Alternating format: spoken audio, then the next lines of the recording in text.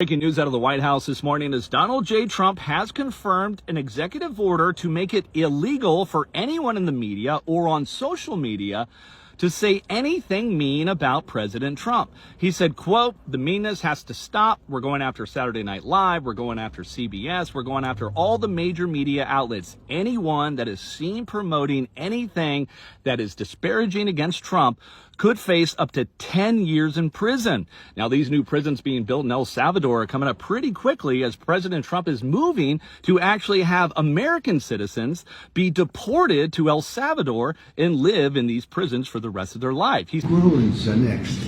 The homegrowns built. You got to build about 5 more places. Yeah, that's fair. All right. Something just fundamentally changed in America when Trump openly defied a unanimous Supreme Court decision to return Kilmore Abrego Garcia from a Salvadoran mega prison after wrongfully sending him there. That's when we entered a constitutional crisis, the thing we've been warning about for months. It happens when the checks to ensure the executive branch follows the law are no longer effective, concentrating all power in the president. If the Supreme Court doesn't take decisive action to defend the Constitution, like holding the admin in contempt, then any person, US citizen or not, could be sent to a mega prison in El Salvador for any reason at all. That's why he's already talking about building 5 more prisons there. Trump's attacking the Constitution's separation of powers to make it easier to silence dissent and entrench his regime. Even sending homegrown criminals there is unconstitutional. But without that pesky constitutional right to a fair trial, anyone can be sent there, even if they didn't commit any crime.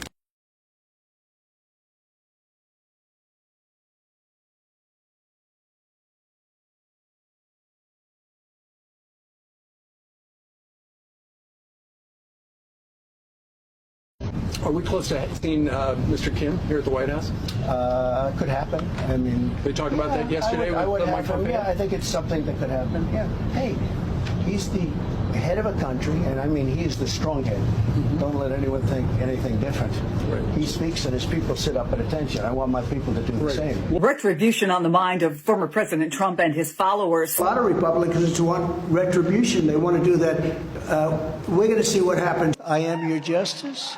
And for those who have been wronged and betrayed, I am your retribution. I am your retribution. Trump tried to punish law firms for opposing him. Judges said no. He signed executive orders to go after law firms that worked on the Mueller investigation. He ordered government agencies to cut contracts with the firms, ban their lawyers from federal buildings, stop hiring anyone who used to work there. That's retaliation. It's also unconstitutional. 2 federal judges blocked him on the same day.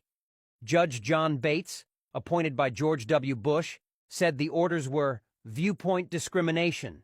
Judge Richard Leon, also appointed by George W. Bush, said the actions chill speech and hurt legal advocacy. One judge even asked the DOJ, "Have you practiced law? Then use your common sense." Trump's team argued it was all fine. They lost. This isn't about politics. It's about the law. And judges, Republican-appointed judges, keep saying the same thing. You don't punish people for doing their jobs. You don't silence lawyers who take on tough clients. And you don't run the government like it's your personal revenge tour.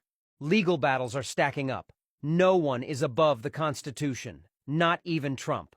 To the best of my ability, And will, to the best of my ability, preserve, protect, and defend preserve, protect, and defend the Constitution of the United States. the Constitution of the United States. So help me God. So help me God. Congratulations. We have some breaking news right now. Donald Trump just launched one of the biggest attacks on the media, targeting CBS and 60 Minutes specifically, saying that Brendan Carr, the chairman of the FCC, the Federal Communications Commission, should target CBS and 60 Minutes with maximum fines and investigations because Donald Trump did not like the stories that 60 Minutes was covering. Mr. President, you said that if the Supreme Court said someone needed to be returned, that you would abide by that. You said that on Air Force One just a few days ago. And they said that it must be facilitated. Why don't you just say, isn't it wonderful that we're keeping criminals out of our country? Why can't you just say that? Why do you go over and over? And that's why nobody watches you anymore. You know, you have no credibility. Please go ahead. I thought that was going to happen. I wouldn't make a deal. Some people may wonder why. You know, they ought to focus on CNN on survival, not asking me these ridiculous questions. Why you have confidence that Putin won't violate Focus on surviving, because CNN's got such low ratings, I don't think they're going to survive. People will ask why you have confidence Putin won't violate the deal. I already mentioned Poland. Per 100,000. So Are you going to apologize, Yahoo? That's why you're Yahoo, and nobody knows who the hell you are. Go ahead, let's Based go. on the Jeff. numbers Go I've ahead. seen, That's why that's not- nobody knows who you are, including me. Go ahead. Mr. President, just check it again. You ought to get your facts right before you. Well, make we a have statement had- we like have that. had 14 Okay, well, your times facts are the wrong. Question? On tariffs, No, not you. update. Not let's not start this again then, because they're just so Mr. President. wrong. Sit around and talk about himself and what he wants, not what's good for the country. I mean, it's not enough that he's tanking the economy, that Elon Musk is going through and getting rid of federal workers and policies, and people are dying in plane crashes and losing medical care and have devices in their bodies that are no longer being monitored. That's not enough.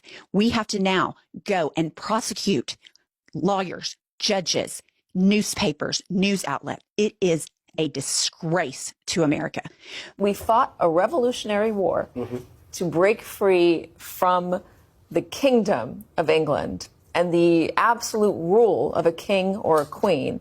Absolute immunity for presidents from criminal prosecution for official acts is a completely invented legal right. Constitutionally unfathomable. I've never seen language like this in a Supreme Court opinion. To put it in Game of Thrones terms, America now has a king.